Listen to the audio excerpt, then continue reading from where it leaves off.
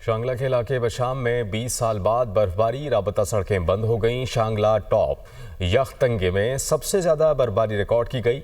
ज़िला हेडक्वार्टर्स अलपुरी में 3 इंच तक बर्फ पड़ चुकी। शांगला के इलाके बशाम में 20 साल बाद बर्फबारी हुई, राबता सड़कें बंद हो गई हैं। शांगला टॉप यख्तंगे में सबसे ज़्यादा बर्फबारी रिकॉर्ड की गई।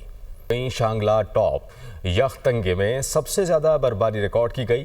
ज़िला हेडक्वार्टर्स अलपुरी में 3 इंच तक बर्फ पड़ चुकी। शांगला के इलाके बशाम में 20 साल बाद बर्फबारी हुई, राबता सड़कें बंद हो गई हैं। शांगला टॉप यख्तंगे में सबसे ज़्यादा बर्फबारी रिकॉर्ड की गई। शांगला टॉप यख्तंगे में सबसे ज़्यादा बर्फबारी रिकॉर्ड की गई।